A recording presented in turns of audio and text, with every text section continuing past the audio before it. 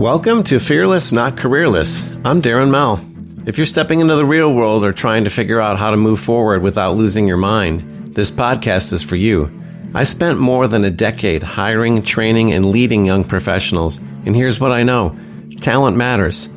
Work ethic matters. But emotional intelligence, integrity, and how you show up every day, that's what actually builds a career.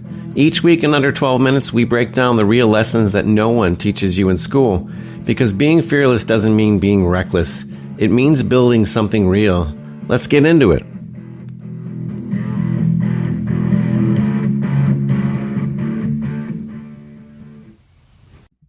Hi, and welcome back to another episode of the Fearless Not Careerless podcast. And I'm your host, Darren Mell, lifelong middle manager, no C-level here.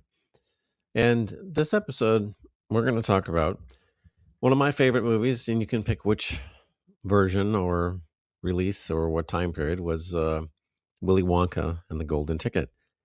And as I mentioned in the first opening podcast about what I've done for like the past 10 and a half years was a leader that specifically hired recent college grads or upcoming college grads or interns for the summer that were getting their degree in something else, but decided that sales was the pathway that they wanted to go, specifically tech sales. And so I watched a lot of people like myself, at least they realized earlier on that what they got their degree in wasn't what that they really wanted to do for a career. And so what I saw over the 10 plus years that I was in this role was I used to jokingly say to a recent college graduate, 22, 23, right out of school, landing a job where I was at, if they were successful in it, eventually, if they're in a career in sales, once they get past the lead generation role, they're making six figures. And if they're really, really good, some even made seven figures. And I understand that money's not everything, but watching, my trajectory, the golden ticket was something that I definitely did not have. And so I wanted to talk about the myth of the golden ticket.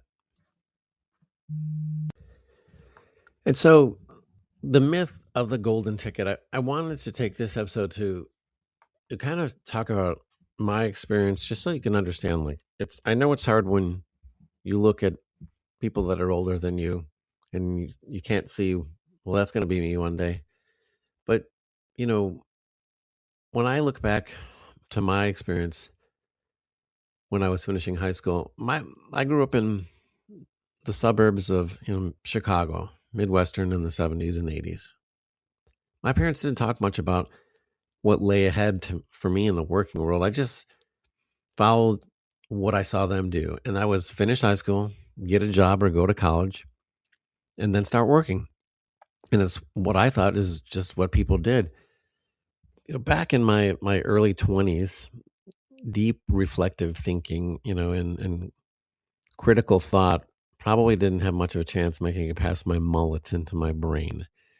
I had rock music on the brain. That's pretty much what I had. I earned a bachelor's and a master's degree in a health-related field. And why did I do that? 35 years later, I honestly can't say. I really don't know. I guess it was like I like health and fitness, and I liked helping others. And a lot of times we typically choose fields that we're passionate about, or at least have a genuine interest in, and then we go from there.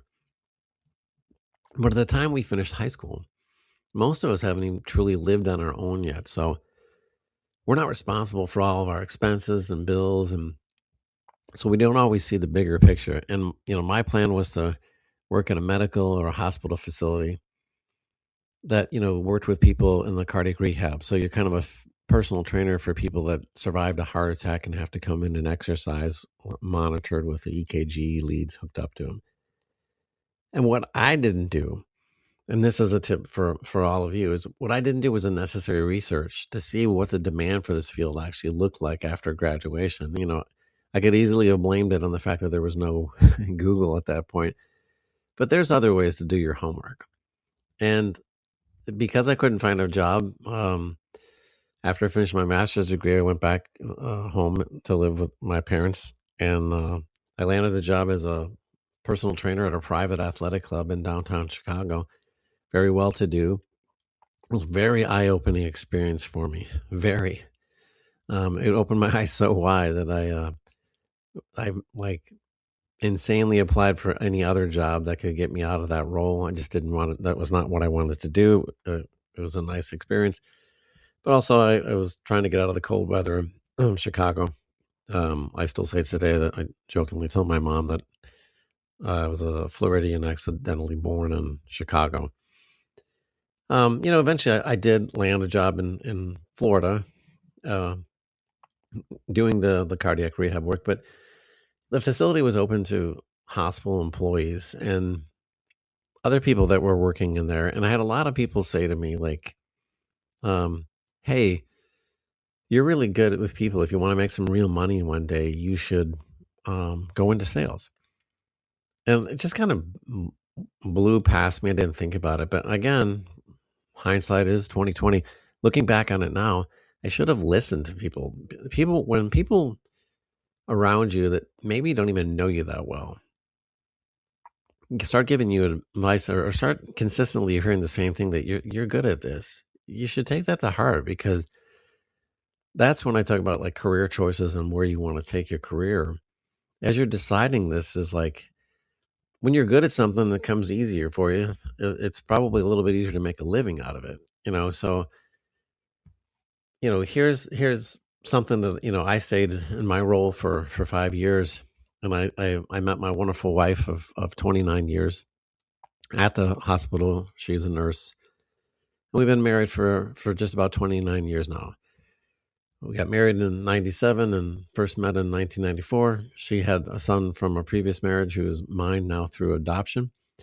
Um, we started dating when he was 9. And then a few years after we got married in 1999, my daughter was born. And like I said, at the end of 1999, jokingly, I say, by the time Y2K rolled around, our family was complete and we were completely broke. And for those of you looking at your plan out there and where you want to take your careers, at that point, I had no career plan. I never thought about mentoring, networking, perspective, or anything else that I'll cover in these podcasts. I just showed up to work. It's something I've always done. Discipline and work ethic were never an issue for me. I did what I was told. I was figuring if I just worked hard enough, that someone would eventually take notice, tap me on the shoulder, and hand me a bigger bucket of money. Well, that never happened. And now looking back on that, and my advice for all of you, that are young professionals or deciding where you want to take your career, if I just made some small, subtle adjustments on how I worked, I might have found success much sooner. You get these reality checks in life that a lot of people look at you and, okay, you have a director level or a manager title, and some people can be intimidated when they talk with you. But we were barely scraping by. I had nowhere to turn. When you're living paycheck to paycheck and working full time and caring for a newborn child and a teenage son, mapping out your career path isn't really, it's pretty low on the priority list, excuse me, and it might not even make the list. Just getting to work and staying employed was my only goal back then.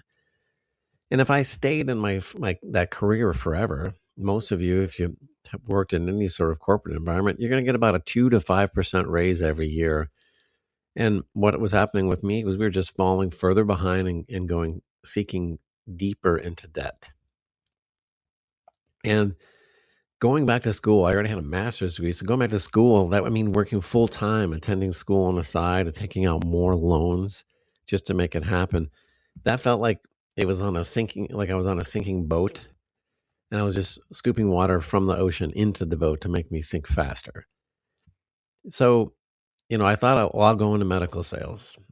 Well, guess what? I had no experience. So because of my background, I thought maybe they would take me, but they didn't. And so my pathway to a career, what ended up being in sales, was it wasn't long drawn out thought or anything they put into it. It was like we made a decision for my wife to stay home because the daycare expenses were killing us and my wife's paycheck was basically zero. So I had to make up for her. I was making about 25,000 a year. Mind you, this is 2000. She was making the same. So I had to make up. We made that decision. So I saw an ad in the newspaper. And if you don't know what a newspaper is, Google it because they're not really around much anymore. But I saw an ad in the paper that said, make $100,000 in sales, no experience necessary. We will train you. At the time, I'm making a quarter of that with a master's degree and some student loans to pay back. I couldn't help but think about the fact that I had two degrees and was earning so much less. Meanwhile, this job ad was asking for nothing but drive, discipline, and a willingness to pick up the phone and call people. So I had zero fear. I'll call anybody. That wasn't the problem. My fear was not being able to succeed enough in the role to replace the money that my wife was bringing in before. It wasn't sustainable. And so I can remember crying to my wife a few times in the first couple of weeks when I left, and I took this job selling CD-ROM based software to people in the IT industry. And from the late 90s to about 2005, inside sales was all about banging the phones. Movies like Boiler Room, Office Space, and The Wolf of Wall Street, I think, captured the era well. It was pretty intense. But I left the comfort of an easy, low-paying job for a role where if I didn't sell anything, I would make $0. The position was 100% commission. And so failure wasn't an option. I had no choice to figure it out. And I had a great group of office cube mates, wonderful people who took me under their wings and knew I was super green. And, a lot of people say, what motivated me to make that career shift? And I said, I love to actually live indoors and not out. And I like to eat food too. So we needed some money. And so I say to you all, like, the takeaway from this is you can have a plan, but life sometimes kind of punches you in the face. And it wasn't a methodically thought out plan. We needed money and we needed it fast. And I was hired as an inside sales rep selling that CD-ROM based software, and the courses ranged from anywhere from $1,000 to $5,000, and we sold it on a return on investment to if someone's making 40 grand a year as a tech engineer or some sort of software developer. If they got this course and they passed it, they usually would get a promotion that would make maybe $15,000, $20,000 more a year. So selling a course that was $1,000 to $5,000 was a fairly good return on investment if they did it and they passed the course and got the certification.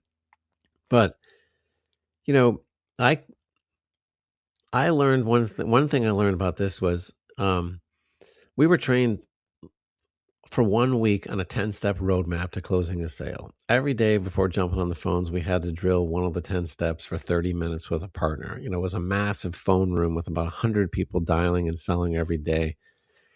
And one thing that surprised me, out of 100 sales reps in the room, only 3 of us had a college degree, and I was one of them.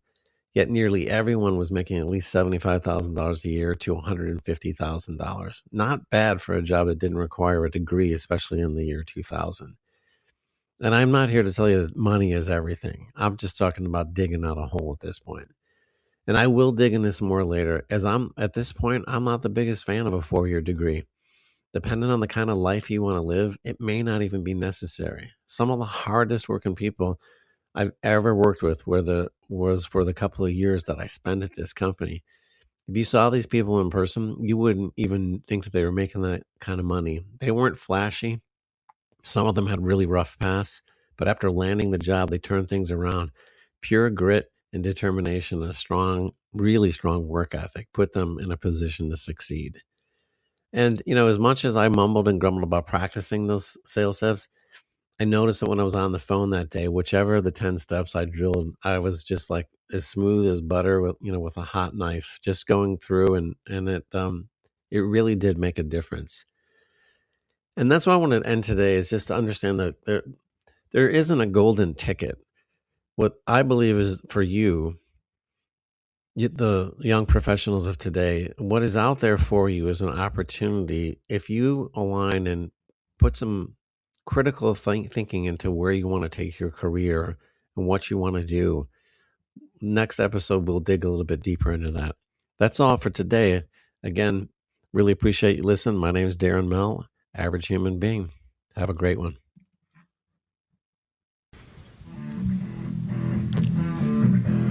This has been the Fearless Not Careerless podcast with Darren Mell. Before you go, remember this. You don't need to have it all figured out. You just need to move forward with integrity, curiosity, and consistency. If this episode helped you, share it with someone who's building their career too. And if you want more practical insight on leadership, growth, and staying grounded while you rise, subscribe here on Substack, Spotify, or Apple Podcasts, or anywhere podcasts are welcome. Until next time, be fearless, not careerless. See you next week.